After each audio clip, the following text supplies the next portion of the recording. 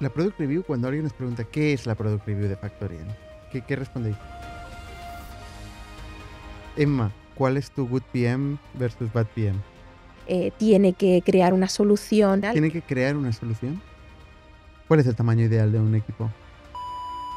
En un podcast de Jordi y yo que hablamos de la figura del PM, que concretamente Jordi decía, pero ¿cuál es el deliverable de un PM? ¿Cuál es el output propiamente, no? Te indignó mucho. Es que era una conversación de barra de bar. Entonces, ¿cuál es el rol del PM, Emma? Pues al final es la persona que... Hay como una imagen del PM como un trabajo bastante sencillo, gratificante, pero hay horas y horas de trabajo detrás, lo que decíamos, de mover, ¿no? De que las cosas pasen, y eso es dedicación, o sea, no puedes esperar en plan, bueno, aquí está la priorización y ahora ya que las cosas pasen. ¿Puedes explicar, Valeria, el caso de proyectos, que es un caso bastante espectacular de crecimiento de un producto que va de 0 a millones de euros en ARR? Es que a mí me cuesta imaginar que alguien le cuente de eso y no le brillen los ojos. Bienvenidos a la tertulia de ITNIC. Bienvenidos una semana más al podcast de ITNIC. Yo soy Bernat Parrero y hoy estoy con Emma y Valeria, dos líderes de producto. ¿Qué tal? ¿Cómo estáis? Bien, Muy ¿qué bien. tal? Muy bien, muy bien. Bueno, muy bien. No sé, tengo la cabeza frita, yo no sé vosotras, pero llevamos 2 días de Product Review, que son muchas horas, ¿no? Viendo muchos equipos y muchos proyectos Es que estamos intenso. trabajando. Y es intenso, ¿no? Muchas discusiones, Llevamos 2 días, os quedan 2 más. nos quedan 2 más. Teníamos en el calendario esta charla y a mí casi se me olvida. Menos mal que lo habéis dicho. No sé por qué.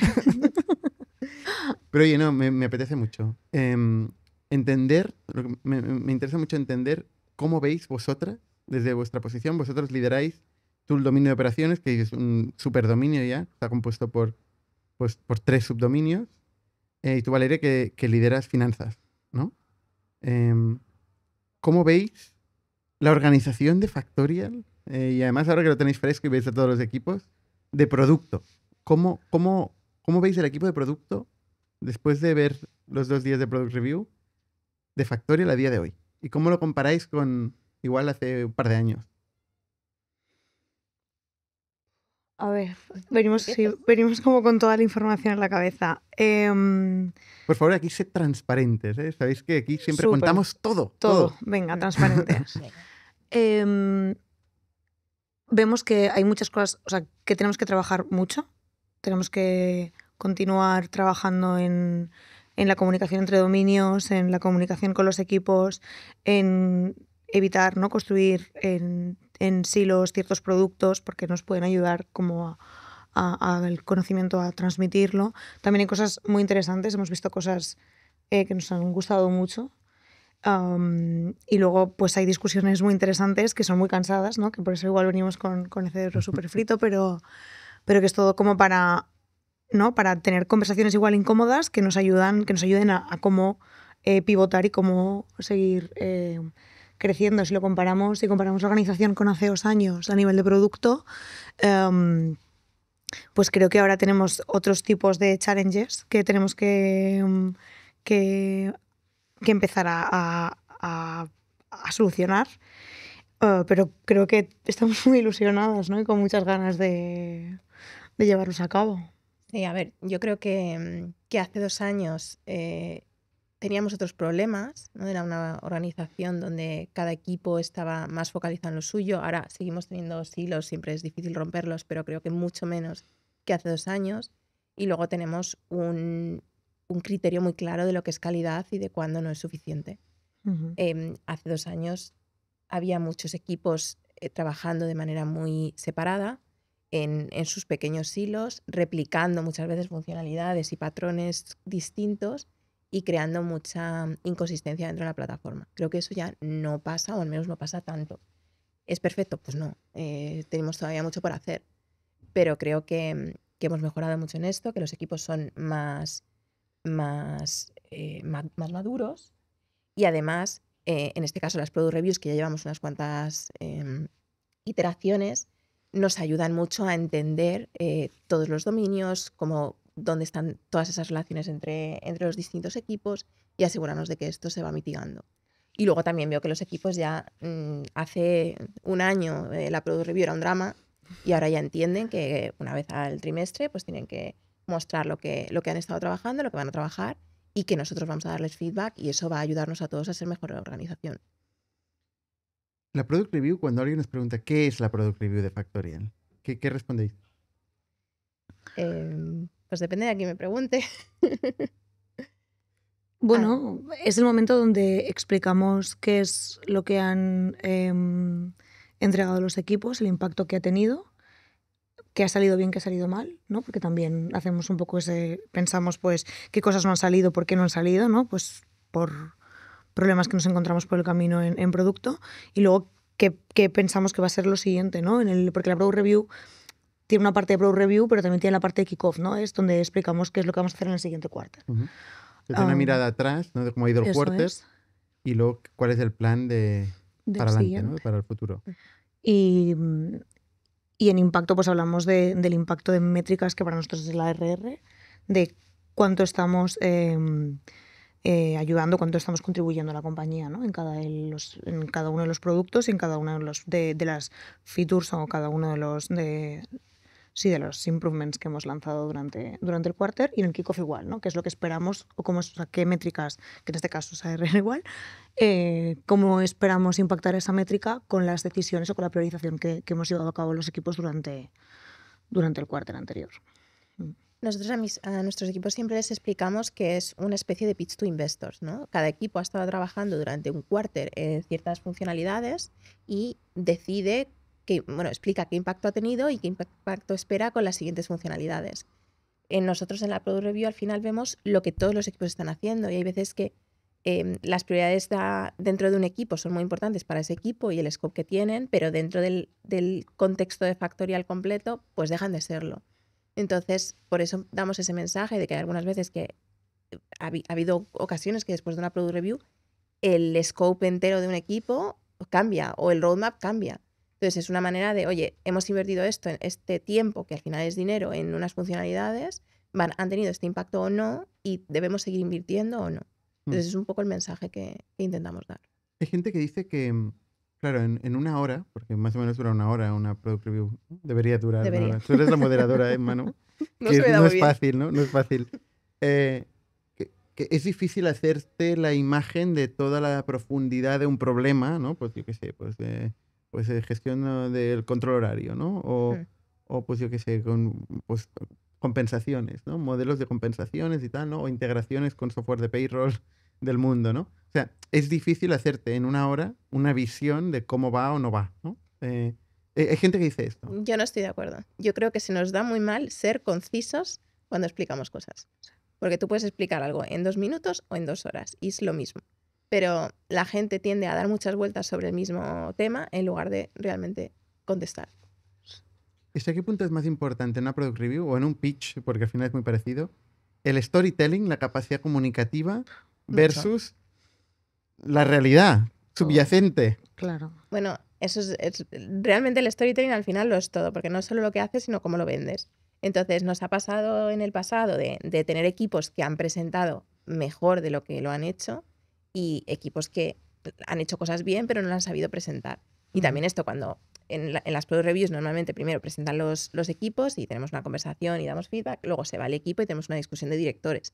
Y ha pasado de cerrar las puertas y decir, oye, este equipo lo explica muy bien pero realmente no está funcionando, que sepáis que lo sabemos y lo estamos arreglando, y lo contrario. El director mismo dice, este equipo lo explica muy bien, pero en realidad no hay nada. Y lo contrario también, vale, este no lo ha sabido explicar, pero realmente al final somos conscientes de lo que tenemos dentro de nuestra casa, o deberíamos serlo. ¿Y qué pasa cuando hay una mala Product Review? Que hay cambios. ¿De qué tipo? Sí. Depende de la razón de la mala Product Review. Hay veces que es que el equipo no funciona, entonces hay que hacer cambios en el equipo, hay que añadir nuevos miembros, normalmente es cambiar cierta dinámica. Hay veces que se puede trabajar con el equipo existente, pero hay veces que no, y se necesita pues eso, contratar a alguien o hacer partir equipos y dividir esos miembros en otros 2 equipos a ver si funciona la dinámica, depende.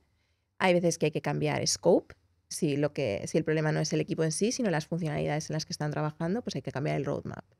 O incluso el dominio, ¿no? Están trabajando en un dominio nos pasó con el equipo de Documents hace 3 quarters, ¿no? decidimos que necesitaban trabajar mejor en las partes de nóminas, de postnómina, y los cambiamos de dominio directamente y les cambio todo el roadmap. Ujú. Depende. O sea, pero creo que al final no podemos como esperar a que todo pase en la Product Review, ¿no? Mm. Es decir, a lo largo del quarter ya vamos viendo cosas, ¿no? Y los equipos también. Es decir, no solamente con los resultados, sino pues con los proyectos o con las priorizaciones que han hecho. Entonces, al final, la Product Review es el resultado, pero tampoco hay sorpresas. Hay sorpresas, no hay sorpresas porque al final es un ejercicio constante en el que estamos con los equipos. Bueno, a veces hay bastantes sorpresas, ¿eh? Bueno, al menos para mí. Claro, yo no estoy en el día a día de todos los equipos, algunos sí, pero... A ver, si los directores hemos hecho el trabajo correctamente, no debería haber sorpresas. Claro. En esta, por ejemplo, yo me he llevado una pequeña desilusión, ¿no? Ha habido un equipo que no ha salido a la Product Review lo suficientemente bien que esperaríamos, ¿no? Y te das cuenta también al ver un poco pues eso, todo el contexto y hacer ese checkpoint de alguna manera. Y mi trío entero de directores hemos salido un poco flagelándonos, ¿no? De, oye, no lo hemos hecho bien, lo tenemos que hacer mejor. Aquí hemos hecho algo que no lo hemos hecho suficientemente bien.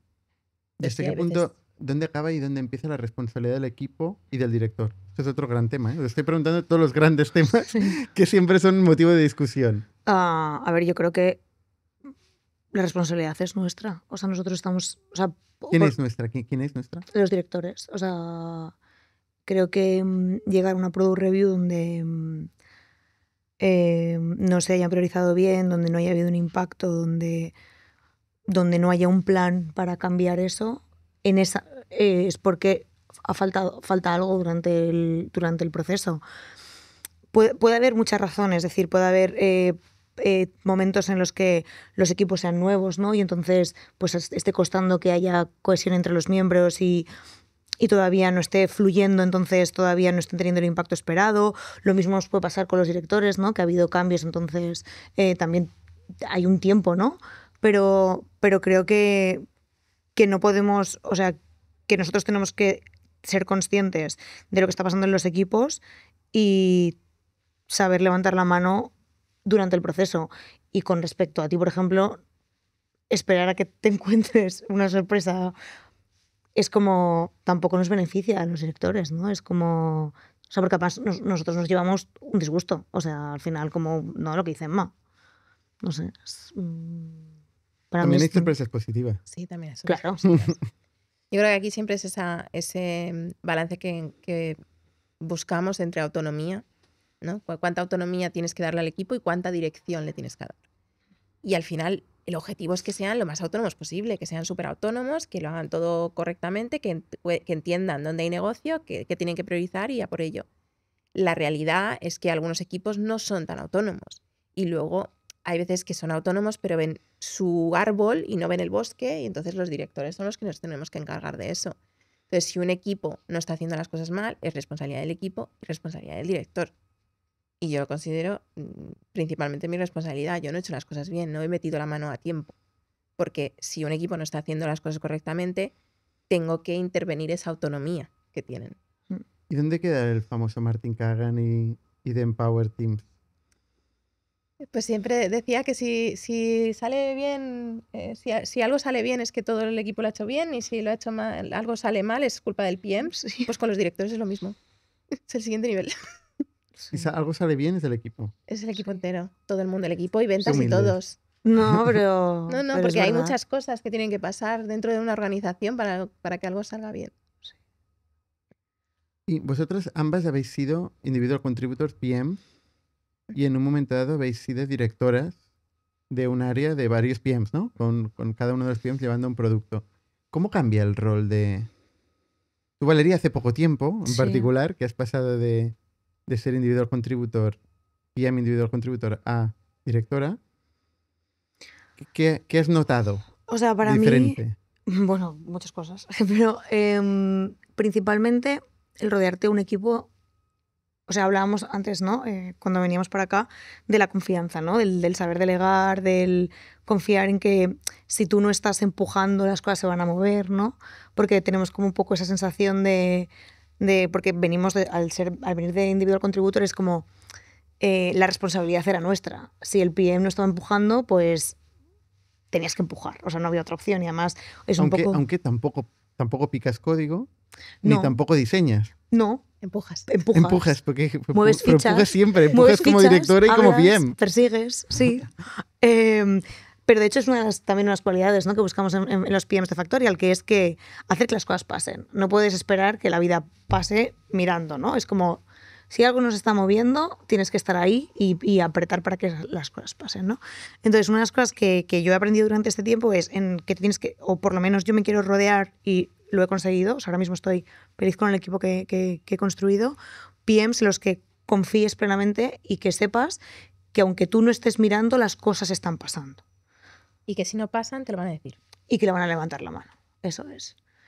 Pero para mí es fundamental la confianza. Y la confianza para mí es construir ese equipo de las piezas que para ti son importantes y que incluso a ti te faltan, ¿no? Para poder complementarte con ellos. Entonces, para mí ha sido, o sea, creo que uno de los challenges más difíciles que he pasado durante este tiempo, pero a la vez más bonitos, es cómo construir ese equipo, ¿no? Y cómo darte cuenta de las personas que necesitas o que quieres tener a tu alrededor. Y eso han sido como los primeros 6 meses del rol en los que he estado como construyendo ese equipo. ¿Cuál es el PM para Valeria? La gente que nos escucha, ¿qué tipo de PMs buscas? Vale, yo busco un PM que no deje, o sea, que no deje caer las cosas, que esté siempre persiguiendo, que esté siempre atento, atenta a lo que está pasando, que busque impacto, que no se conforme con las respuestas. Porque decías, no picamos código. Ya, pero tampoco nos tenemos que quedar conformes con las soluciones que nos den. Es como preguntar, cuestionar, apoyarte del equipo, ¿no?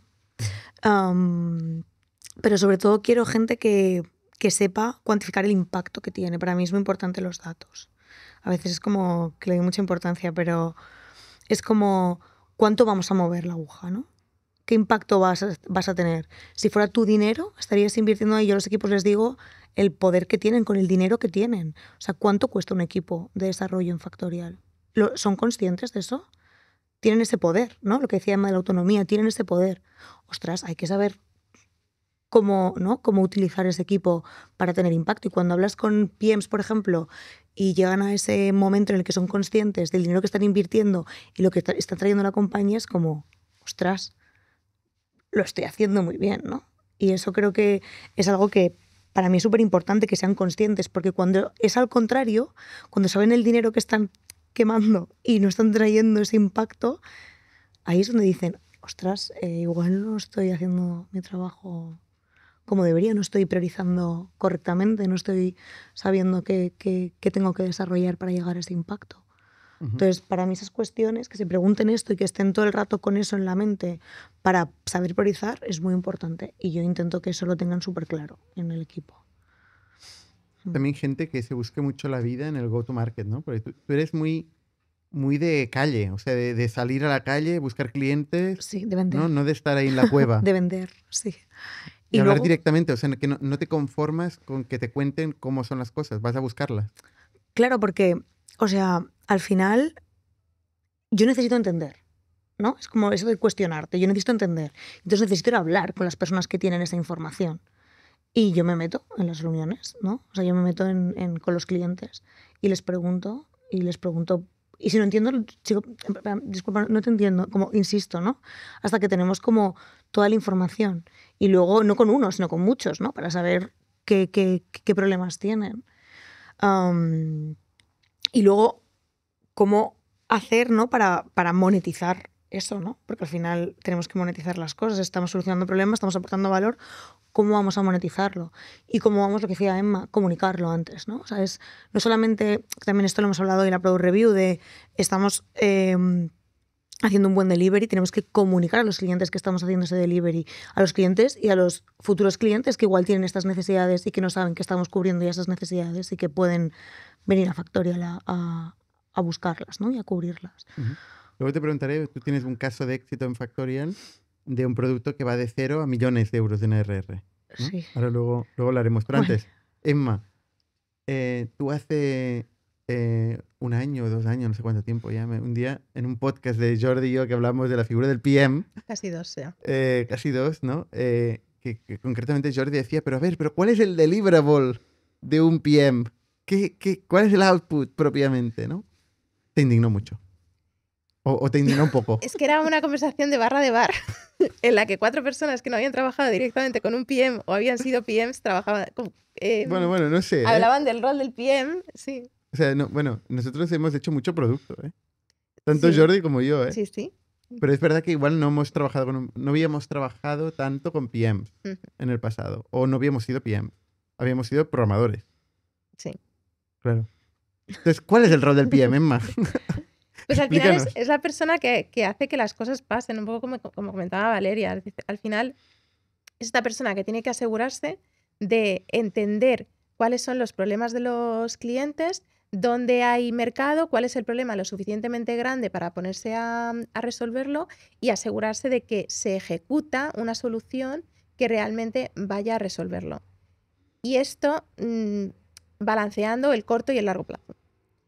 Porque hay veces que nos focalizamos mucho en este cliente me pide esto, pero la cuestión es cuál es el problema de profundidad que quiero resolver, cuál va a ser la solución mágica. Normalmente yo creo en la magia, que tiene mucha magia, que la va a resolver y cómo vamos avanzando en esa dirección de manera iterativa, pero que cada iteración me va aportando valor y entonces voy ayudando a vender mi producto hoy, construyendo el producto de mañana.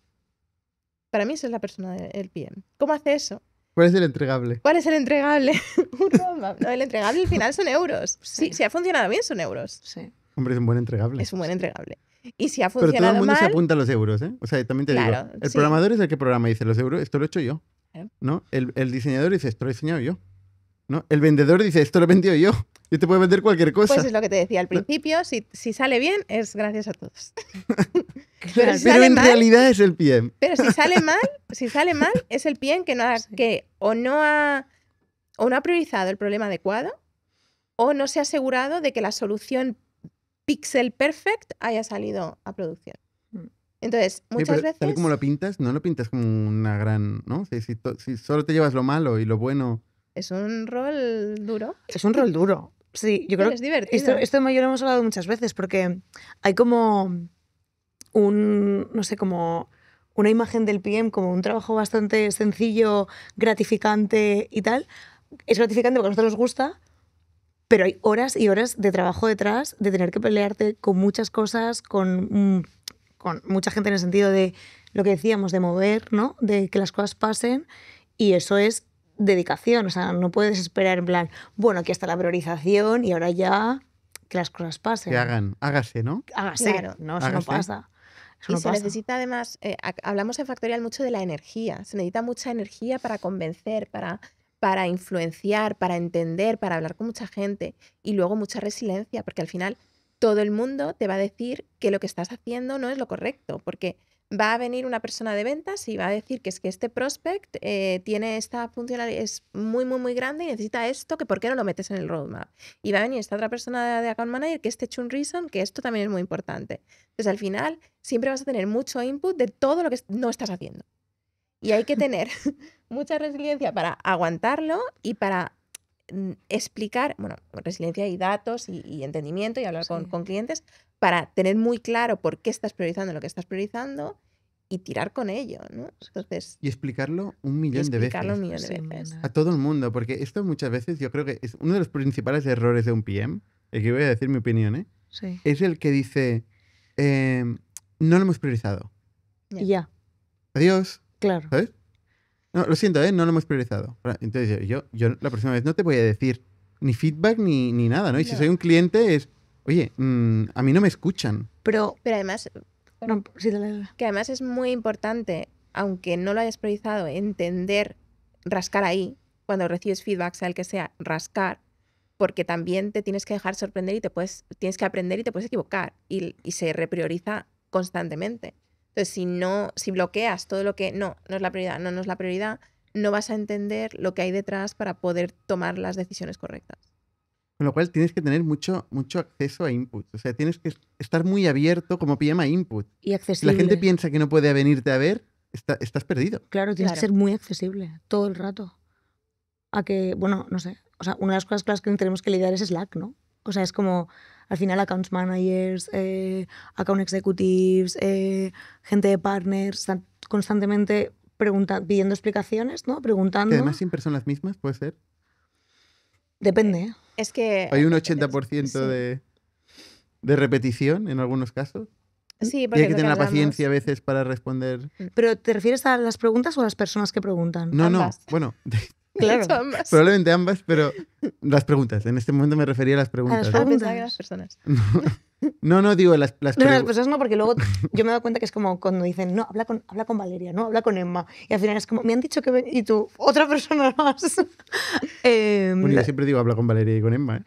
Sí, pero A todo el mundo. Pero no me refiero solamente a ti, no me refiero a que a lo mejor entra un account manager nuevo, ¿sabes? Y está que tiene una duda y es como, escribe a Emma.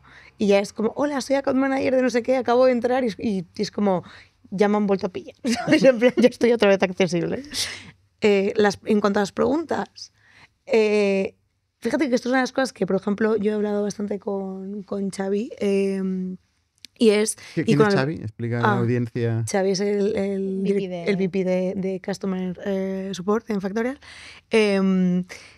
Y con, por ejemplo, también tuve esta conversación con Alberto Troncoso, que lleva la parte de Upsell dentro de Factorial, que va muchas veces por modas, ¿no? Y entonces es como, y por eso estamos mejorando como el sistema de traqueo de todas estas preguntas o pains, ¿no? Problemas que traqueamos, ¿no? Porque parece que muchas veces son las mismas preguntas, luego de repente esas preguntas cambian a otras y parece como que esas preguntas se quedan en el pasado y no son importantes. ¿Hay modas? Sí. De preguntas. No modas de preguntas. Tendencias. Tendencias de necesidades, vamos a ponerlo como más Sí, totalmente. formal, ¿no? ¿Y qué pasa con eso? ¿Es porque el cliente deja de tener esa necesidad? ¿Porque ha dejado de ser urgente, pero es importante? Entonces, la trazabilidad de todas esas preguntas es muy importante porque detectas muchas cosas, ¿no? Parece que si te dejan de preguntar es que ya no es importante para los clientes. No tienes que seguir rascando ahí. No es que porque no te lo pidan. Igual es porque se piensan que lo estás trabajando y entonces te están dejando como un poco, ¿no? Entonces, no sé, el tema de las preguntas, por eso ahora estamos mejorando tanto el sistema este de traqueo de pains, ¿no? De problemas. Uh-huh.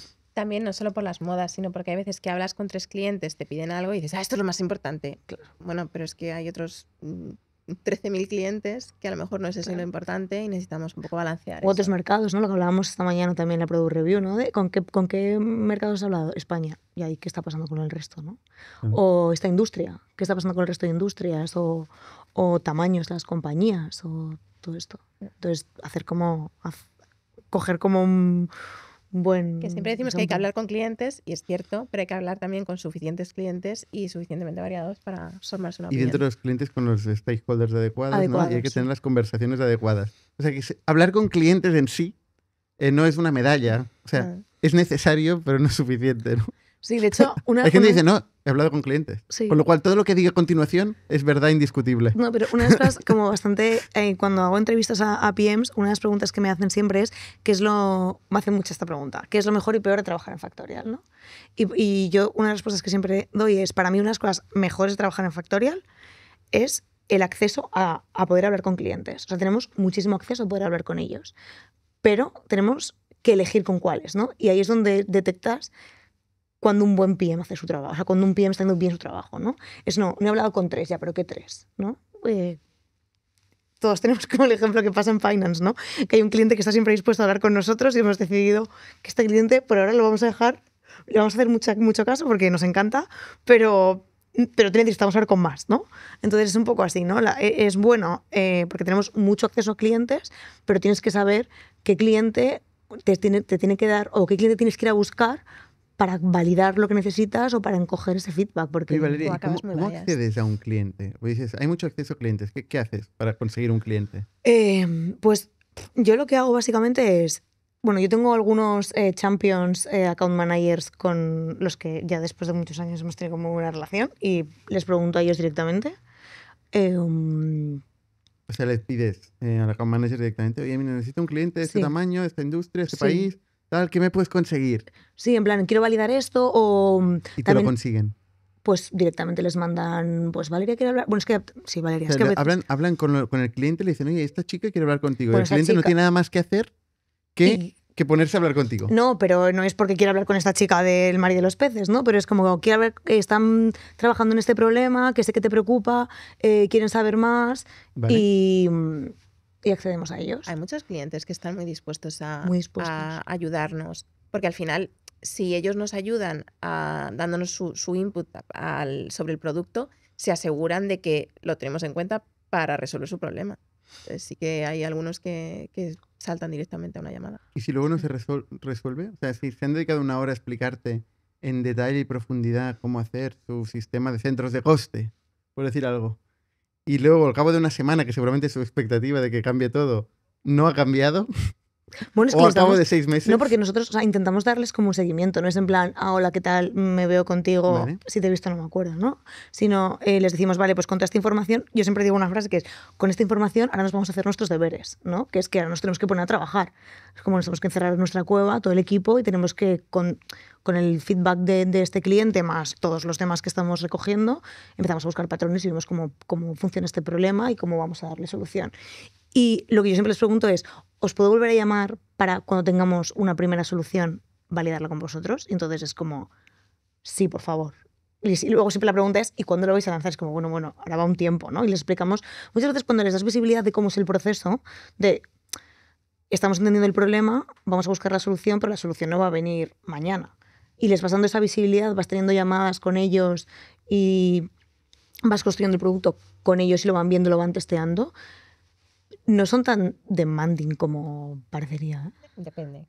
Bueno, es que tú tienes más complejos que yo. Claro, es que, Sí, a tienes ver, clientes más complejos, más grandes. Tracking ha tenido situaciones donde Claro. ha tenido reuniones con clientes que a lo mejor además estaban en riesgo de churn por cierta funcionalidad relacionada, por ejemplo, con descansos, ¿no? Sí. Y entonces hemos hecho un discovery y una validación para entender el problema y para decidir cuál va a ser la solución. Y a lo mejor o se ha depriorizado o se ha hecho, se ha dividido en fases y la solución a ese cliente va en la última, que va dentro del año que viene.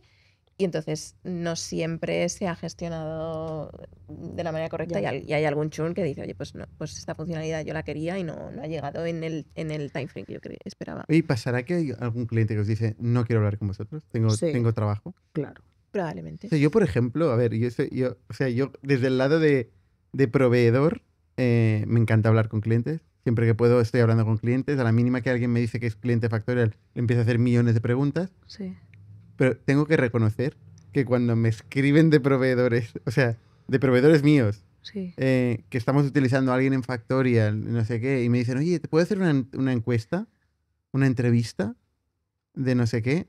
O sea, raramente he dicho, sí, mira, tengo ahora una hora, vamos a hacer una entrevista de no sé qué. Pero por eso también tenemos champions, ¿no? Tenemos algunos clientes específicos que nos ayudan mucho, que nos ayudan un poco a co-desarrollar a veces. O sea, ciertas tiene que ser el funcionalidades y beneficiario validarlas. de la solución que creas, ¿no? Claro. Entonces tienes que asegurarte muy bien de que está muy involucrado y muy interesado. Normalmente el peligro de expectativas no es tanto cuando estás validando la solución, porque ya estás más cerca de esa implementación, sino pues cuando estás intentando entender un problema. Ujú. Entonces, en esa parte del discovery del problema es cuando puedes crear unas expectativas de que lo vas a resolver mañana y a lo mejor no lo vas a resolver, porque Ya. después del discovery pues se prioriza. Y Emma, no sé si acabo de contar cuál es tu good PM versus bad PM. Pues a ver, el good PM lo que estaba comentando era que hace que las cosas pasan. Entonces, el bad PM es el que se mete en la cueva, prioriza un roadmap, se lo pasa al equipo y dice, ya he hecho mi trabajo. ¿No? Entonces, al final, ¿qué es un good PM? Un buen PM. Pues dependiendo de... Es el que hace lo que haga falta. Lo que haga falta. Y por eso a veces es un rol difícil de definir, porque las tareas, cuando dicen, ¿qué es un día normal en la vida de un PM? Pues depende. Porque tengo un PM que está haciendo un producto de 0 a 1 y que necesita estar todos los días vendiendo, hablando con los clientes, entendiendo cuál va a ser el pricing correcto, euro arriba, euro abajo, y viendo exactamente, haciendo iteraciones muy rápidas para implementarlas dentro del producto. Mientras que tengo otro producto que es mucho más maduro, que tiene mucha más deuda, que aquí cualquier cosa que cambies va a impactar a muchísimos clientes. Entonces, al final, esa persona pues tiene que entender muy bien los problemas en profundidad, tiene que crear una solución que no vaya a dañar a los otros 12.000 clientes que lo están usando. Entonces, al final, ¿Tiene que crear una solución? tiene que asegurarse que la solución se crea. Normalmente el diseñador y el equipo, tenemos un equipo que piensa y son mentes pensantes muy buenas para crear una solución. Pero si la solución no pasa, yo voy a responsabilizar al PM. ¿Quién tú sabe más también. del problema? ¿Quién sabe más del problema y de la solución? ¿Los ingenieros, diseñadores o el PM? ¿Quién sabe o quién debería? Bueno, ¿quién debería? Bueno, yo espero que coincida, teniendo en cuenta que sois las líderes de producto y hacéis que las cosas pasen, sin duda. No siempre coincide, porque hablamos mucho en Factorial de... Bueno, nosotros siempre responsabilizamos al trío, ¿no? El trío, que es el... que a ti te horroriza este término del trío, pero Sí, me está horroriza, me horroriza. el Product Manager, el Product Designer y el Engineering Manager, ¿no? Entonces, juntos tienen que asegurarse que las cosas pasan. La teoría dice que el Product Manager es responsable de entender dónde está el negocio y el problema, y que el Engineering Manager y el Designer son los que se van a encargar más de la solución. Pero al final los tres son responsables. Lo que pasa es que en cada una de las fases hay uno que coge más ownership, pero al final los responsables son el trío. Entonces, ¿esto qué significa en la práctica? Depende. Hay en algunos que el designer se mete mucho en entender el problema en profundidad para crear una solución en profundidad. En otros, el designer no entra tanto en profundidad, entonces el PM tiene que meterse más. Entonces, al final, lo importante es que el equipo se compense. Y el que hace esta compensación al final es el PM, porque como el equipo puede ser diferente, el PM cubre los huecos. Porque es un hace lo rol que haga generalista, falta, lo que le toque. pero claro, entonces tienes que tener un PM que pueda cubrir cualquier tipo de hueco, ¿no? Sí, pero y es eso que también es complicado. hubo un equipo que en enero se quedó sin diseñadora y mi respuesta fue, muy bien, pues ya sabes, a diseñar en papel si hace falta, pero no podemos parar la máquina. Al No. final tú te tienes que asegurar que las cosas pasan. Para aclarar lo que decías de que yo no me gusta el concepto de trío. ¿Te gusta el concepto de equipo? Para explicarlo, es que me gusta el concepto de equipo, efectivamente. Entonces, es tan difícil este mix de skills y de complementariedad, ¿no? Estos equipos multidisciplinarios, es tan difícil que se produzca que para mí me resulta una super simplificación que encima se tenga que producir en 3 personas, ¿sabes? Y de alguna forma también me parece como una pérdida de talento dejar fuera a ingenieros que pueden ser 10x engineers, ¿no? ¿Sabes? Sí. Vamos usando estos conceptos, ¿eh? O sea, ingenieros que son en la capacidad de multiplicadora, ¿no? Que son perfectamente capaces de entender el problema, la solución y la estrategia de negocio, y de alguna forma, por hablar del trío, se deja fuera a 4 personas que caben todas en una sala. Pero es que no es dejar fuera, es traerles mucho contexto para meterles dentro de la conversación, Sí. no es dejarlos fuera. Al final, si O sea, todo el mundo pero- está haciéndolo todo, y esta conversación la hemos tenido muchas veces, Muchas si veces. todo el mundo está haciendo todo, nadie hace nada.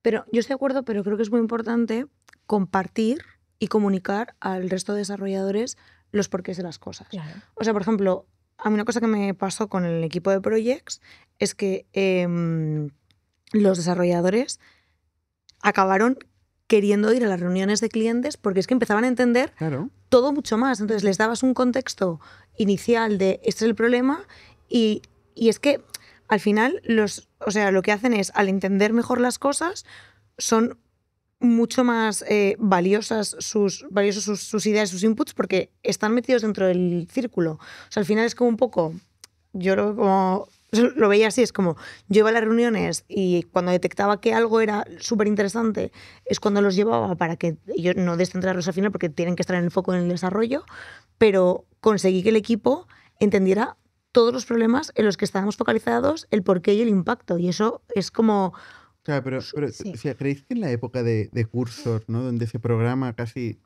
escribiendo en inglés o en catalán, si quieres, Sí. lo que quieres construir y te lo construye un Cursor o te lo construye Sí. Copilot? O sea, ¿en esta época creéis que el ingeniero todavía tiene que estar en la cueva concentrado no es- y No es construyendo lo uno o todo lo el día? otro. No es el concepto de trío y el ingeniero en la cueva o el concepto de equipo. Al contrario, yo a mi equipo, cuando era individual contributor, lo traía todo. Tenía una reunión cada 3 semanas con ventas y de hecho estaban invitados opcionalmente y casi siempre venían. Vale, Estaban pues, muy pues metidos en eso el es- producto. con eso me estás dando la razón. No, porque no estaban en todo. No estaban en todo. Otra cosa del buen PM es dar foco y Vale. hacer priorización radical. Entonces, el PM recibe una cantidad de ruido Sí. tremenda. Tremenda. Recibe inputs por todos los lados. Te llama este prospect, este cliente, y vas allí y hay veces que coges mucho input importante y hay otras veces que has perdido una hora de tu vida. Y entonces, si la pierdes tú, pues bueno, pero si la pierde todo el equipo no está implementando la funcionalidad que hemos prometido que este quarter para esta fecha vamos a tener. Vale, pero yo no digo todo el equipo, ¿eh? Aunque, ojo, yo igual me gustaría ir siempre todo el equipo de la mano, todos, porque entonces si todo el mundo tiene exposición a todos los problemas, todo lo que está pasando, lo que se acaba construyendo, aunque haya menos horas productivas, seguro que va a tener más sentido. ¿Vale? Sí, pero Porque yo creo el gran problema siempre es la comunicación, ¿eh? El dar contexto todos a todos, todo el rato. He aprendido esto nuevo, he descubierto esto Sí, pero otro. yo creo que lo que dicen más que al final nosotras, bueno, los PMs, en nuestro caso nosotras, filtramos el ruido. Es como, porque a mí me ha pasado que me ha llamado a lo mejor algún account manager o algún account executive en plan, por favor tienes que venir a estas reuniones, ¿qué? Porque este cliente tiene un problema y luego el problema, o sea, Hay Sí, veces que ya está pero lo que me estáis implementado, diciendo, lo que me estáis diciendo es PM versus resto del equipo. No trío versus. No, trío. Yo ya a las reuniones con cliente estaba el trío íbamos en Todo, trío. o sea, el trío sí va a todas partes. Sí, el engineering manager Entonces el estaba opcional, a diseñador, veces venía, a el veces no diseñador venía. tampoco diseña. Pues solo hay uno por no, equipo. pero depende. A ver, Nosotros, depende, hay más depende prioridad del para momento uno para también otro, del claro. discovery, depende del momento donde esté el problema, depende de, o sea, al principio cuando estás empezando a hacer cuando tienes ese tufillo de que hay un problema y quieres empezar a ir mucho más en profundidad, sí que o igual nos dividimos, no va con unos clientes, no va con otros, empezamos a sacar como patrones, luego vamos a seguir hablando con este cliente, o sea, Es que muchas veces llamamos discovery a todo, ¿no? Pero hay una parte de discovery que es continuous discovery, que es hablar con un cliente cada vez que tienes oportunidad o mirar los datos cada vez que tienes oportunidad. Entonces eso para mí es más responsable el PM. Entonces ahí sí que indispensable que vaya a todo lo que haga falta. Luego está la parte de discovery, que es entender el problema, y discovery de validar una solución. Todo lo llamamos discovery. En el problema sí que tiene que ir el product designer y el engineering manager, porque si no, no van a si no entienden el problema, no van a ser capaces de resolverlo. Y en la validación de la solución, sin duda. Yo, mira, cuando empecé Indic, me voy a historieta, ¿vale? Momento historieta. Ostras, yo era un PM. Ahora que lo pienso, ¿yo qué hacía? Pues yo, ¿quieres o no? Era un PM porque lo que hacía era crear motivación y entusiasmo sobre un problema. Al final, básicamente, lo resumo así, ¿vale? Entonces, ¿qué pasa? Una vez había generado el entusiasmo, todo el mundo le interesaba estar donde había la acción. Yo era incapaz de hacer una reunión en la que no estuviera el 100% de la empresa. Que esto no era productivo. Ya lo descubrí con el tiempo. No os preocupéis, ya lo descubrí. Pero durante mucho tiempo pensaba, ostras, ¿por qué dejar a este pobre fuera? ¿No? Porque yo he hecho todo el esfuerzo de generar este entusiasmo, vamos a resolver esto, tal, y ahora pues tú no vengas, ¿no? Entonces, bueno, era improductivo. Probablemente todo el mundo estábamos todos siempre en todas las reuniones. Y luego con el tiempo, pues esto no escaló, ¿no? Y al final tuvimos que pensar otras metodologías, ¿no? Pero en general siempre, y ahora me pasa con la organización de producto de Factorial, o sea, para mí mi equipo hoy sois vosotras, los directores, ¿no? Entonces yo soy incapaz de tener una reunión donde no estemos todos, porque al final lo que nos cuesta alinearnos. Somos 230, 240 personas, ¿vale? Tenemos 16 directores, si no recuerdo mal, ¿no? Esos 16 directores, que vamos a todos lados juntos. Y hemos discutido muchas veces, oye, nos partimos, no sé qué, tal. Ostras, pero es que si nos partimos, ¿luego qué? ¿Cuántas veces tenemos que tener la comunicación, la conversación y alinearnos, no? Ya, pero creo que ahí es también el trabajo del PM y de un buen PM ser capaz de coger todo ese contexto, traerlo al equipo para alinearlos y motivarlos hacia la solución. Y eso es muy importante. Sí, en eso estoy siempre de acuerdo, pero esto es PM y equipo, no trío y equipo, ¿eh?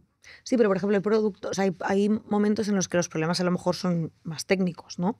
Entonces a lo mejor pues necesitas más el apoyo del engineering manager y puedes delegar esa Ujú. parte en el Engineering Manager, ¿no?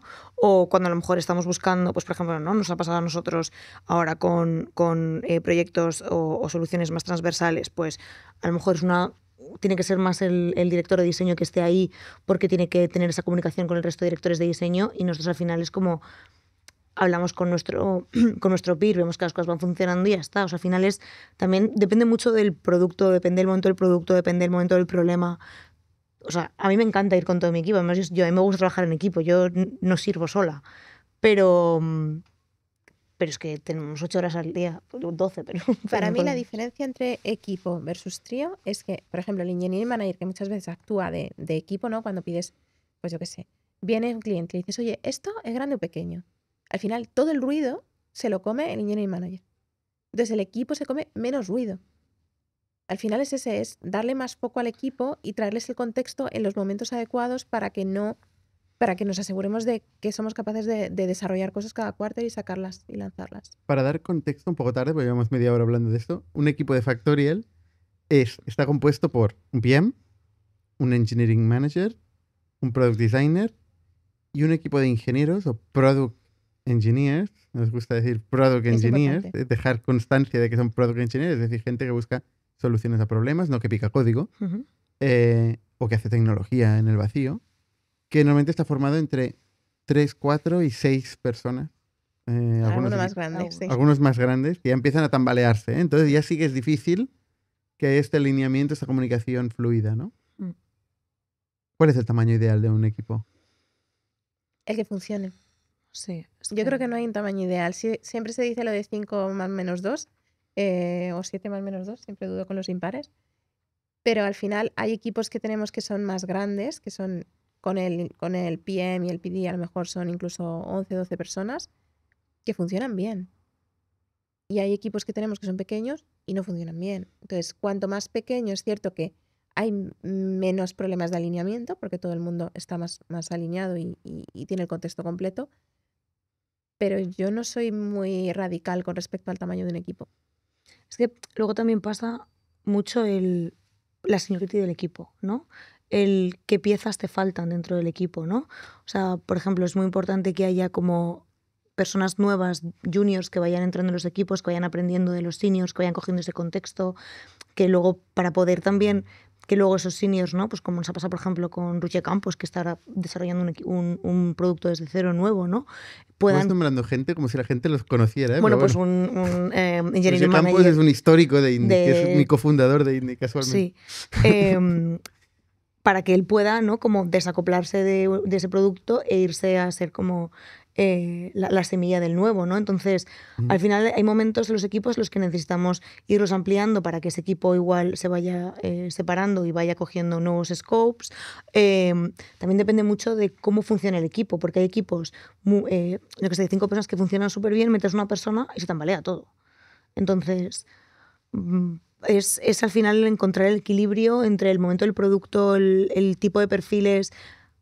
Es como un poco de broma, pero 9 embarazadas no tienen 9 en un mes, ¿no? Pues no por meter a más gente vamos a hacer las cosas más rápidas, ¿no? Pues todo eso. Luego hablaremos de embarazos. Luego hablaremos de embarazos.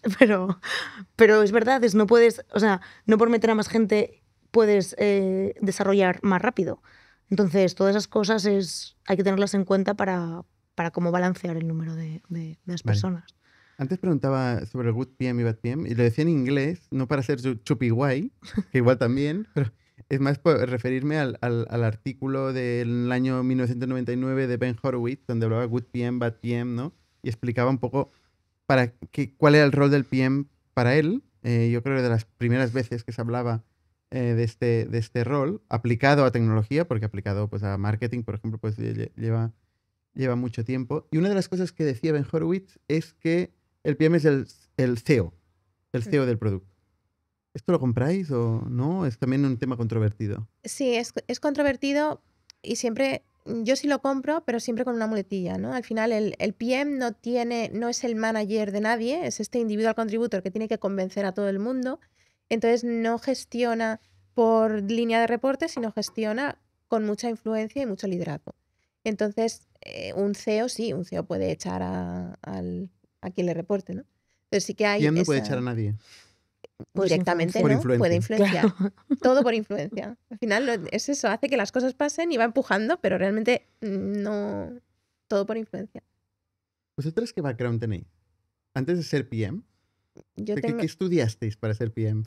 yo ingeniería informática y de telecomunicaciones. Eso ayuda. Eso ayuda. Conocer la tecnología ayuda. Desarrollé durante un par de años y muy pronto me di cuenta de que quería más contacto humano y entender por qué venían las cosas, por qué priorizábamos lo que priorizábamos y me he ido moviendo poco a poco hacia el negocio. Porque buscabas contacto humano, ¿eh? Eso también. Siempre explico que porque cuando tenía que hacer un algoritmo súper chulo y tal, guay, pero cuando tenía que resolver un bug de lo que ya llamo tuberías, ¿no? Que tenías un código, una base de datos, un archivo de Spring y algo no conectaba correctamente, entonces no funcionaba y no podías hacer debug y tal. Eso me desesperaba, me comía la energía del ordenador.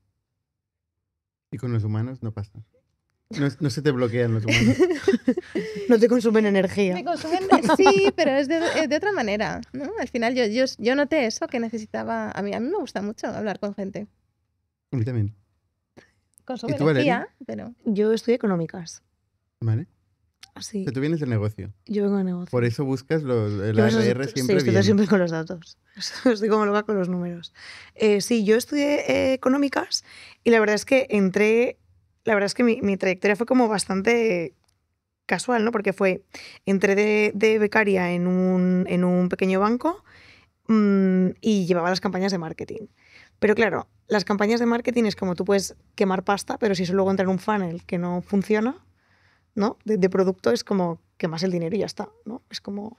Y entonces empecé como a meterme ahí a entender cómo podíamos optimizar el funnel del producto para convertir esos clientes que estaban entrando. Y ahí empecé a darme cuenta de que no quería hacer más SEM, que lo que quería era mejorar. El problema era el producto, ¿no? Que el Fuiste problema era- tirando un hilo infinito y acabaste Sí, como y entonces haciendo empecé producto. ahí a rascar que era eso el producto y hasta hoy. Entonces, antes fui estudiante, pero no, ¿sabes? O sea, pasé O sea, entraste en producto muy temprano. entré en producto muy temprano. ¿Y en qué empresas has estado? ¿En qué empresa he estado? Pues empecé en Selbank, que era un pequeño banco que pertenecía a Société Générale y a CaixaBank. Luego pasé a una pequeña startup que era un crowdlending de préstamos. De ahí pasé a Imagine Bank. Luego pasé a Idealista. Después a Lo Quiero y ahora a Factorial. Y cuando comparas varias culturas de producto en España, ¿qué te viene en mente? ¿Cómo se comparan? ¿O cómo se compara Factorial con otras? ¿Cómo se comparaban? Creo que en cada empresa y en cada momento de la historia, que parece como historia mucho tiempo, pero de los últimos años, el PM ha tenido como unos roles distintos, ¿no? Y creo que también esa flexibilidad, no solamente también del momento del producto, del momento de la compañía, del momento de también ser PM, hubo un momento que era como una moda, ¿no? O sea, era como que los equipos tienen que tener un PM, da igual. Y ponían un PM y ya está, ¿no? Y parecía como que las cosas iban a pasar. Es como, hacemos que las cosas pasen, pero tiene que haber ¿no? Como detrás un por qué se pone un PM y qué se busca con un PM, ¿no? Entonces, para mí, por ejemplo, si comparo Factorial con el resto, creo que una de las cosas que a mí más me gusta de Factorial es la visibilidad que tenemos del impacto, ¿no? Vuelvo otra vez a los números, ¿no? La RRS, al negocio. Somos muy capaces de ver, somos capaces todo el rato de ver cómo estamos impactando a Factorial, en qué porcentaje nosotros estamos impactando a Factorial cada uno de nuestros productos. Si están teniendo impacto o no las features, si hemos priorizado bien, y eso en otras compañías, pues ahí no tienes esa, o no hay esa transparencia, o no hay esa facilidad al acceso de los datos, ¿no? Igual también creo que en cuanto a la exigencia que tenemos y en cuanto al delivery que tenemos en Factorial, ¿no? O sea, entregamos cosas, nos gusta estar entregando constantemente, el contacto con el cliente, la rapidez, o sea, tener la calidad, pero a la vez seguir constantemente actualizando el producto. Hay veces que en otras compañías pues no tienen esa, ¿no? Y luego se compara, pues por ejemplo, Imagine Bank, que pertenece al grupo CaixaBank, con Factorial, es que son cosas muy distintas, ¿no? O sea, la rapidez que hay aquí, la agilidad que tenemos en cuanto a decisiones, en cuanto a meternos en lo que queramos. No iba a decir en fregados, iba a decir ¿no? Pues hoy esta conversación también la hemos tenido tú y yo, de los politiqueos, ¿no? En plan de, pasa algo, me meto. en otros sitios pues tienes que tener como igual... Sí, que te lo decía yo a ti, ¿eh? Te decía, Por eso. nada de politiqueo. Nadie politiqueo, ¿vale? métete, claro. Y yo estaba pensando en plan, es verdad, ¿por qué no? Pero claro, igual, y justamente en ese momento he pensado, hostia, aquí mi background me estaba jugando una mala pasada de cuando no podía hacer ciertas cosas porque, ¿sabes? Había barreras. Y aquí no, aquí es como pa'lante y a solucionar las cosas y luego ya hablamos, ¿no? Pero que las cosas estén solucionadas. Entonces, un poco esa es la diferencia entre las compañías. ¿Y tú, Emma? ¿Cómo lo ves? ¿Cómo comparas la cultura de producto en España o donde has estado? Y explica rápidamente dónde has estado. Pues Con Factorial. yo empecé cuando salí de la universidad, me fui a un marketplace austriaco que se llama Willhaben y pertenecía al grupo que es Adevinta hoy en día, antes Chipstat, y allí estuve realmente 8 años. Primero en un marketplace empecé como desarrolladora, luego product owner, luego product manager y se me globalizó a Chipstat Central y ahí Head of Product llevando un portfolio de productos centrales. Entonces, para mí era muy distinto porque de hecho cuando trabajaba en Central, que fue mi mayor experiencia como PM, tenía mucho más stakeholder management de lo que puedo tener aquí en Factorial, que aquí a veces los stakeholders como que no están tan claros, tan definidos, mientras que estaba mucho más lejos del impacto, porque era como un B2B2C, tenía que pasar a través del marketplace. Stakeholder management es una palabra en inglés para decir politiqueo. No es influencia. A todos influencia, vale. Todo es influencia. No, al final es entender quiénes son las principales personas importantes en los equipos que tienen algo que decir sobre tu producto y que tienes que hablar con ellos y coger pues todo lo que te tengan que decir, ¿no? Todo el input, otra palabra en inglés que nunca me acuerdo cómo decir en español. Pero ¿y si es mentira lo que te dicen que tienes que hacer o si no tiene impacto? Claro, para eso están los otros datos que tengas, ¿no? Y intentar validar cosas, pero ya te digo, en Adevinta yo estaba muy lejos también porque no trabajaba en el marketplace directamente, sino en Adevinta Central, estaba muy lejos de ese impacto. Y por eso decidí irme en cierto punto, decir, vale, llevo 8 años de mi vida aquí, he crecido, he aprendido muchas cosas, pero quiero acercarme más al impacto final. Y eso es lo que, como comentaba Valeria, tengo mucho en Factorial. En Factorial puedo hablar con clientes, ver si toco esto, si sube, si baja, qué impacto tiene. Es otra cosa. Y en cuanto a en qué se diferencia producto, yo creo que eso también lo notamos mucho cuando entrevistamos candidatos. Al final depende mucho de cada empresa. Hay en empresas donde el product manager todavía sigue siendo muy gestor de proyecto y lo notamos. Sí. Que piensa en ejecutar tareas. En otros, pues eso no piensa, le han venido dadas muchas cosas. Es que vienen de negocio, los requerimientos vienen de negocio. A mí me dicen mucho eso, los requerimientos frase, ¿no? vienen de negocio. Negocio Pérez. ¿Y yo quién es negocio? Preséntamelo. Claro. Y nos pasa mucho, ¿no? Que estamos intentando contratar un senior PM y llega una persona que lleva muchos años de experiencia, pero a lo mejor no tiene ese nivel de autonomía en todos los niveles, en negocio, estrategia y ejecución e impacto que necesitamos nosotros, go-to-market, que esperamos de un PM y que necesitamos de un PM aquí. Entonces, notamos que es distinto, que hay muchas diferencias con respecto a la empresa en la que estés. ¿Es fácil fichar en No. Factorial? No. Ojalá. Mira que hay PMs, ¿eh? O sea, yo tengo mi LinkedIn lleno de PMs que me escriben. Pero es que se necesitan, es decir, aparte de todo esto que hemos comentado, vuelvo a reiterar el tema de la energía, de las ganas. Al final, flexibilidad. Factorial es un poco caos, ¿no? Esto de haz lo que hagas falta, no hay parcelas, puede venir Bernat con una idea feliz sobre tu mesa y tienes que saber cómo, si cogerla o no dejarla. No, hay que saber decir que no también, ¿no? De, oye, pues le coges el input, pues lo que hablábamos antes de no decir que no, ni decir que sí tampoco. Ah, vale, me lo ha dicho Bernat, tú, esto lo voy a hacer tampoco, ¿no? Entonces, encontrar a esta persona capaz de coger todos los inputs de todas partes, tener una opinión fuerte, hacer que pase, hablar con mucha gente, sin a veces unos procesos muy definidos en algunos casos dentro de Factorial, pues requiere mucha energía y requiere muchas ganas. Entonces hay gente a la que yo le explico, candidatos a los que le explico esto y le brillan los ojillos. Y le digo, el bien y el mal se mide en ARR y necesitamos mucha resiliencia, necesitamos que las cosas pasen y quiero que este producto vaya de 0 a no sé cuántos millones en un año y le brillan los ojitos. Entonces, pues ya, ¿sabes qué? Por ahí hay de dónde rascar. Y hay gente que dice, "Puf, Sí, sí. Ya, pero luego hay gente que le brillan los ojitos y luego... ¡puf! ya. Dices, aquí hay algo, puede que Sí, luego pero que es que rasques y todo el no mundo... haya. Y es que a mí me cuesta imaginar que a alguien le cuentes de eso y no le brillen los ojos. Pues no, hay gente que está en distintos puntos de su vida, que no... El Que quiere más famoso... predictibilidad. Ya hablaremos Sí. del life work balance, pero hay gente que tiene distintas definiciones de lo que eso significa. No sé. Sí, hay gente que no está acostumbrada al continuo. Es que no quiero decir continua evaluación porque no es que vivamos una continua evaluación factorial, pero es un continuo. Estar expuesto. Sí, Sí. uno, estar expuesto, dos, a los datos, ¿no? Es como lo que dice Emma, ¿mueves o no mueves el dato? Entonces es como, tienes que moverlo. No puedes estar con tu equipo pasándotelo muy bien, construyendo features sin mover las métricas. Y si no lo mueves... Se te va a preguntar Y si no lo mueves, tienes que tener muy claro por qué y cuál es Eso el plan es. para moverlo. para moverlo. Y eso hay gente que no le gusta estar tan expuesto. O que nunca lo ha estado, porque hay compañías donde no estás expuesto a este nivel y entonces pensar que van a pasar a estar expuestos les da miedo. Y a mí se me han caído candidatos durante el proceso, en plan, no es para mí. Igual que hablábamos antes de Martin Kagan, ¿no? Hay gente que tiene otro concepto de autonomía. Mm. Mientras que aquí es, mira, vas a tener este equipo y vas a poder generar mucho negocio. Encuentra oro, ¿no?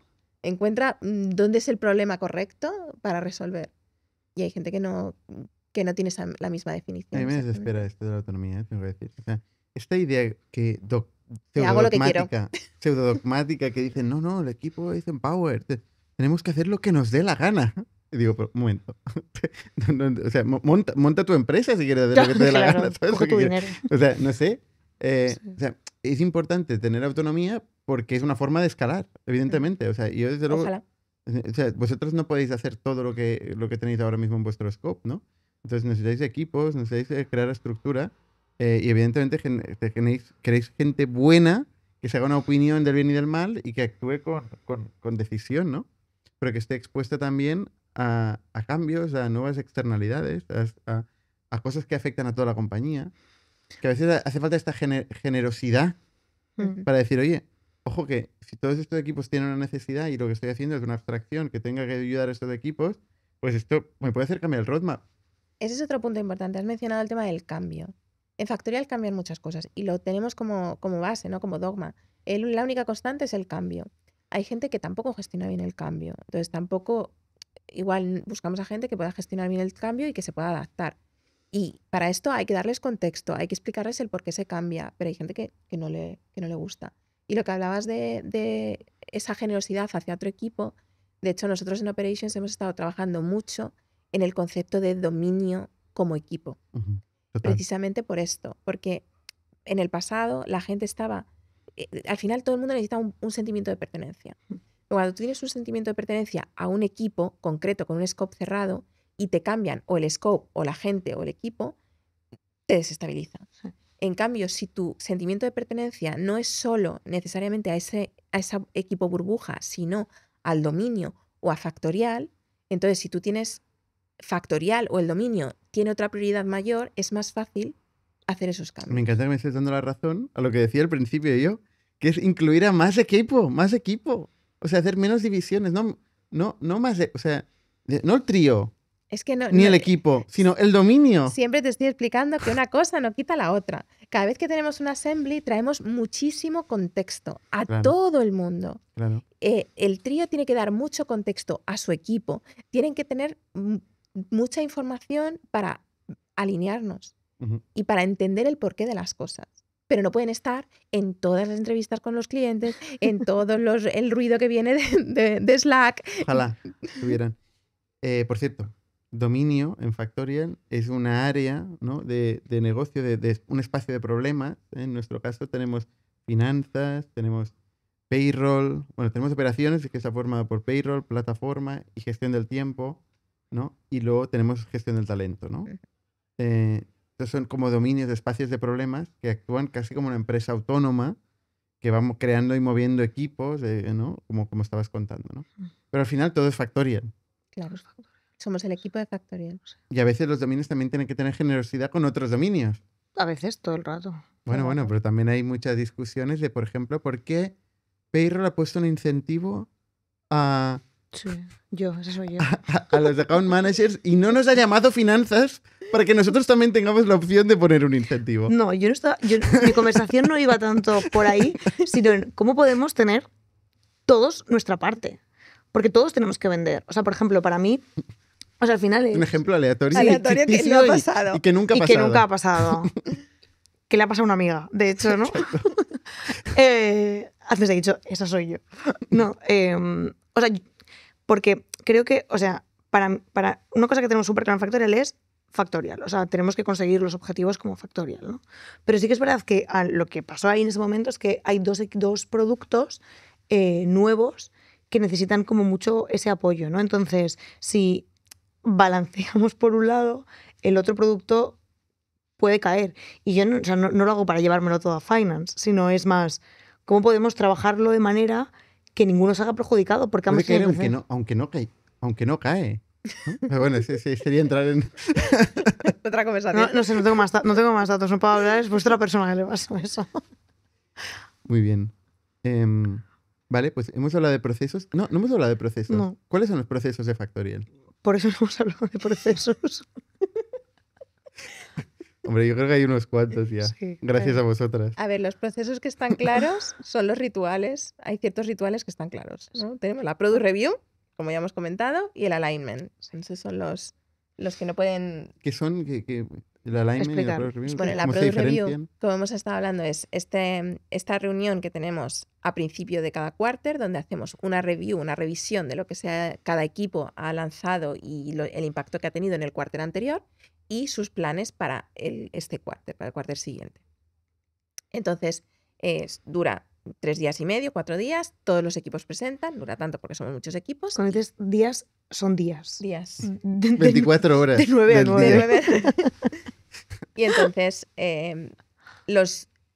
es muy importante, no solo por esa visión que coges de que todos los equipos presentan y ves qué está pasando, sino porque los directores entendemos lo que se está trabajando y también si tiene sentido a nivel de prioridades lo que hablamos de Factorial. Entonces, esa es la Product Review. Luego tenemos el Alignment teóricamente a mitad de quarter, porque al final siempre termina yéndose un poquito hacia mitad más, que es una demo a toda la empresa de lo que estamos haciendo. Entonces, la Product Review es solo para el equipo de producto. Cuando hablo del equipo de producto, incluye ingenieros, diseñadores y product managers, obviamente. Y cuando el alignment es abierto a todo el go-to-market y a toda la empresa. Entonces, es ese momento para recibir el feedback, para recibir las opiniones de todo el go-to-market, de si estamos haciendo algo bien o algo mal, y asegurarnos de que lo que estamos... Al final, ambos rituales, el foco es asegurarnos que estamos trabajando en la cosa correcta, con el nivel de calidad adecuado. Entonces, lo más importante es el feedback que recibimos y qué hacemos con ese feedback. ¿Hay más procesos? Tenemos el Product All Hands, que es un ritual interno de todo el equipo de producto, donde normalmente pues, lo usamos para ese alineamiento a nivel de equipo de producto, de organización. Pero si tu pregunta va más, hay un proceso de cómo definimos producto, cómo hacemos producto. O sea, porque al final estos son como más rituales de equipo. Sí, pero sí es... O sea, creo que al final pasamos por todos los pasos de la creación del producto, pero... Sin framework concreto. Sin un framework concreto. No enforzamos ninguna metodología. Dejamos libertad a los equipos. Eso es. Hay equipos que funcionan de una forma y otros de otra. Y equipos más agile, menos agile. Sí. ¿No? Sí. Al final lo común es, estamos troceados en quarter, ¿no? La unidad, digamos, de tiempo donde hay una evaluación completa de todo es el quarter, pero cada dominio tiene distintas formas de ir evaluando cada semana o cada 2 semanas, ¿no? Lo que se está construyendo. De hecho, al final, lo que yo suelo comentar en las entrevistas es que a mí me da igual el libro que tú utilices, ¿no? El equipo al final se pone de acuerdo si usa Kanban, Scrum, si utiliza este framework, este otro para priorizar. Me da igual el libro. Si funciona, es el libro adecuado. Y si no funciona, cambia de libro. Al final da un poco igual el Y si framework que funciona, utilice cada aprendemos uno. todos del libro que funciona. Efectivamente. Eso es. Hablando del libro que funciona, ¿puedes explicar, Valeria, el caso de proyectos, que es un caso bastante espectacular de crecimiento en poco tiempo? El caso de proyectos fue un producto que el año pasado tuvimos una conversación, hace 2, como a finales de 2023, ¿no? Ujú. Una conversación de qué hacemos con este producto. O levantamos 1 millón o adiós, producto. Y me acuerdo que yo las navidades pasadas, solo como el cuento de Navidad, pero las navidades pasadas, las de 23-24, cuando todo el mundo está de vacaciones, yo estoy como pensando en plan, esto hay que levantar 1 millón, o sea, tenemos que levantarlo. Y Cuando dices levantar 1 millón, quiere decir vender. vender. No O sea, conseguir 1 millón de factorial, Ah, del no, no. balance factorial para... No. Vale. El conseguir 1 millón de ARR consiguiendo que clientes paguen por ese producto. Ujú. Y lo que hicimos básicamente con el equipo de Projects, que para mí son Top. como top, o sea, sí son top, todas las personas que han pasado por ese producto a lo largo del tiempo, fue meternos de lleno en entender cuáles eran los problemas que tenían nuestros clientes con la gestión de los proyectos y empezar a sacar valor en muy corto tiempo, validando a la vez el precio por el cual vendíamos ese producto, ¿no? Porque era todo nuevo. Ese producto está dando 0 euros a Factorial. Bueno, de hecho estaba restando a Factorial, ¿no? Porque consumía mucho, ¿no? de ciertos recursos. Ujú. Y conseguimos levantar 1 millón de... Conseguimos generar 1 millón de ARR en menos de 1 año. Y como lo hicimos, pues fue contacto con el cliente, buena definición de producto de las soluciones. Es que era contacto constante con el cliente. Es que, o sea, yo creo que si veías o si ves las métricas de Gong, que es la plataforma con la que gestionamos las comunicaciones con los clientes, yo veía las métricas, otra vez con los datos, y decía, ostras, es que voy a muchas reuniones con clientes a la semana. Y claro, y luego verte las grabaciones con el equipo, escuchar al cliente cuál era el problema, a partir de ahí pues definirlo con el designer y con la engineering manager. Y aparte conseguimos una cosa que para mí es fundamental y es que todo el equipo estaba súper motivado con el objetivo. Súper motivado. O sea, es que todos sabían y lo siguen sabiendo, el ARR que están generando. Es que cuando creas ese engagement con el equipo entero, es que todo funciona mucho mejor porque están dispuestos a arrimar mucho más, a poner más ideas. Cuando piensan como mucho más focalizados en los problemas que queremos solucionar. Y luego un go-to-market, muchas comunicaciones, mucha campaña, mucho upsell. O sea, basamos mucho la estrategia del go-to-market en upsell, de cómo podíamos cruzar esos productos con otros productos de Factorial. Y cuando nosotros queremos ser, ¿no?, como una only one solution, era ahí, ¿no? Es donde nuestro producto es competitivo con respecto al resto de la competencia, ¿no? Donde es diferencial en lo que ya tenemos dentro de Factorial que otras empresas no tienen, ¿no? Como era, por ejemplo, el coste por hora, el poder traquear el tiempo exacto, que para muchas empresas es muy importante. Entonces, fue unificar todos esos productos y luego enseñarles el valor que tenía el producto sin que lo tuvieran contratado. Entonces, eso generaba el deseo de probarlo y de contratarlo, generando un upsell. Y con un equipo de comando, convertir esos... El equipo de comando es un equipo de upsell especializado en el producto que nos ayuda a explicar al cliente el producto y, bueno, el cliente en ese momento es un cliente potencial y conseguimos convertirlo. Bueno, no es un cliente potencial, es un cliente de Factorial, pero potencial de nuestro producto. Eso es. O sea, empezaste pescando en una piscifactoría, digamos, ¿no?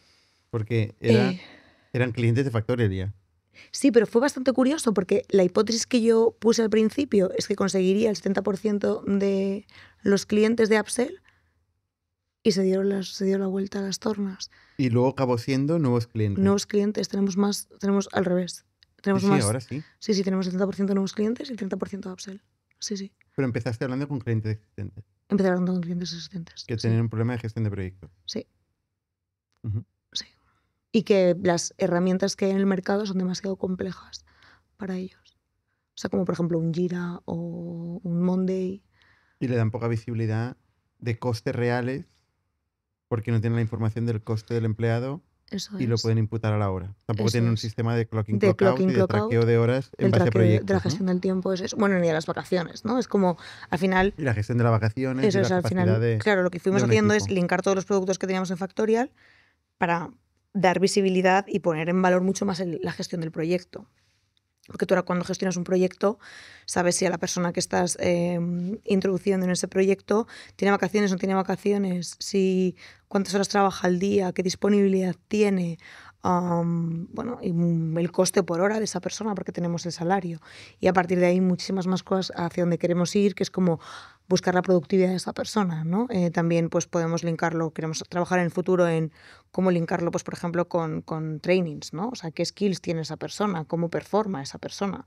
Porque al final cuando tienes que tomar decisiones sobre qué personas poner, ¿no? en los proyectos, o sobre todo cuando estás gestionando un proyecto para un cliente, ¿no? Para un tercero, es pues todas esas preguntas de quién es mejor poner, quién no, dónde puedo obtener más rentabilidad con el proyecto. Al final el objetivo es que los proyectos sean lo más rentables posibles y cómo les ayudamos a que eso suceda. Y tenemos todos esos datos en Factorial. Emma, tú ahora que ves todas las entrañas de Factorial, porque llevas toda la plataforma en sí y los productos que más venden de Factorial, ¿cuál es el producto que más te ilusiona? El producto que más me ilusiona. ¿Y dónde ves algo que te flipe más? A ver, Así de concreta es la pregunta. sí, muy concreto. A ver, yo tengo el corazón dividido, ¿no? Porque vengo de Time, porque fui individual contributor del equipo de Time Planning. Entonces, toda la parte de gestión del tiempo, que yo, aunque son 3 productos, lo veo como uno, pues me encanta. Y además estamos haciendo cosas muy chulas ahora, que hace 2 años prometí que iba a llegar la planificación automática y que no íbamos a tener que estar añadiendo turnos manualmente, y ahora ya por fin va a llegar y vamos a ser capaces de hacer la planificación con un clic. Dices cuál es la cobertura que necesitas dentro de tu negocio y calculamos esa planificación por ti. Entonces, Mágicamente. mágicamente. Ya dije que Un yo creo en la botón mágico, magia. El botón botón mágico. mágico, esa era mi visión hace 2 años, ¿no? Entonces, pues eso a mí me ilusiona mucho porque veo que por fin conseguimos llegar a esa visión que nos habíamos marcado hace un tiempo.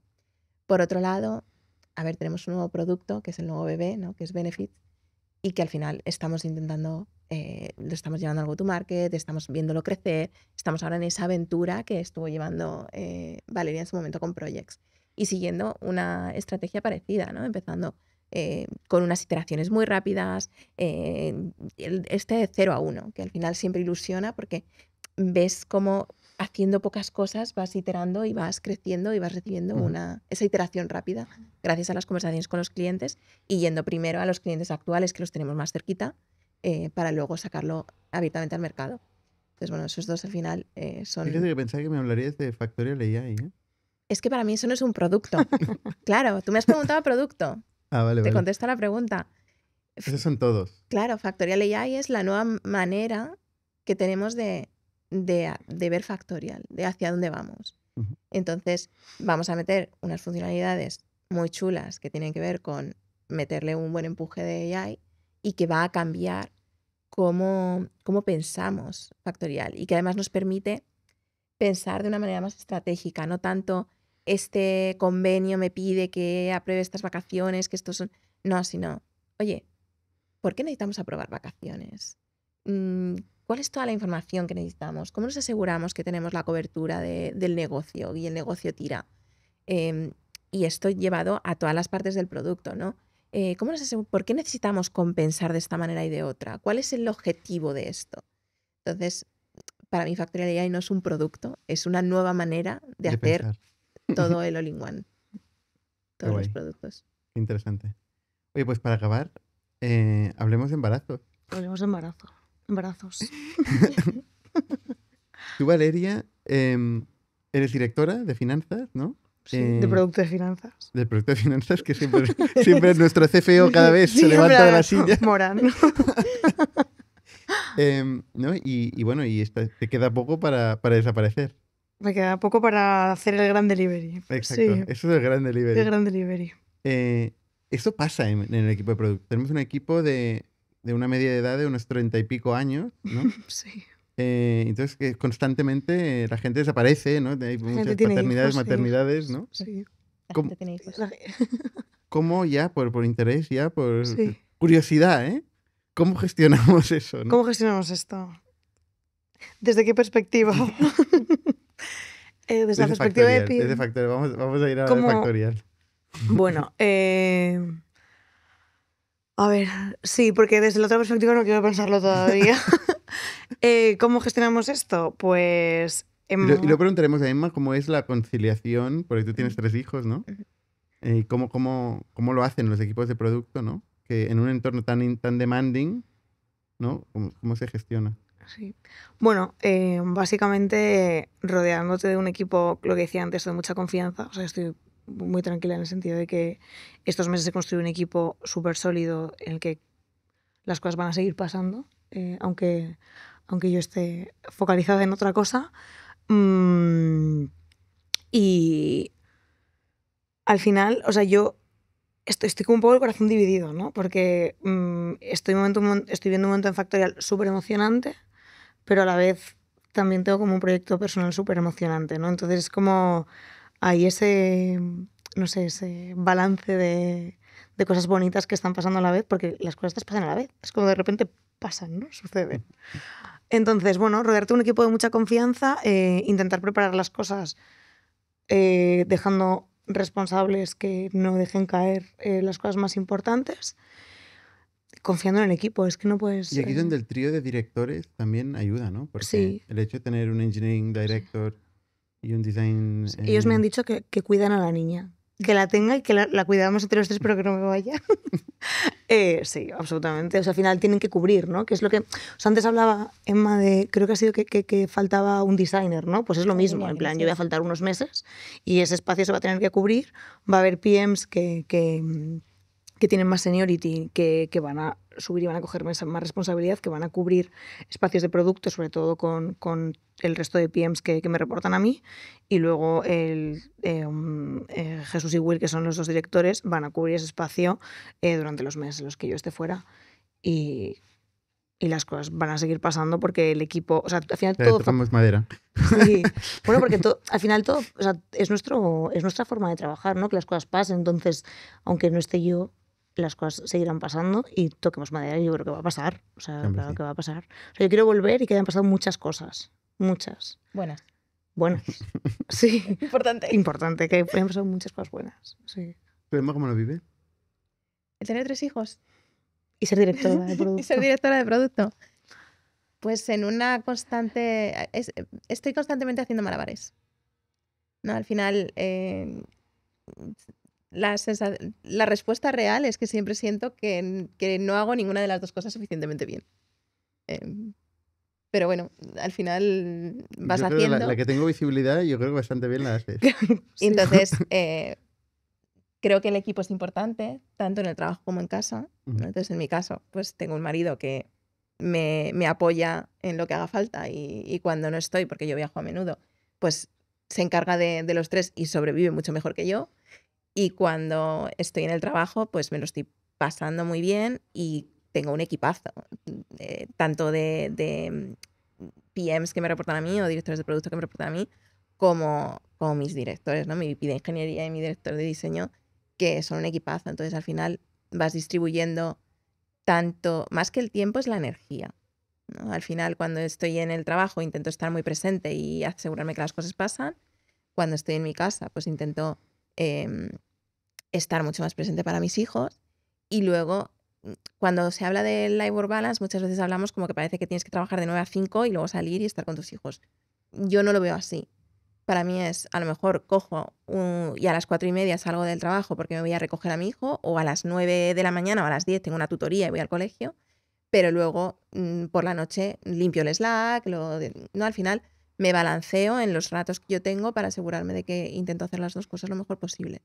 Estar muy presente para mis hijos y para el trabajo, sacar las cosas adelante, que hay que sacarlas. Qué bien, muy interesante.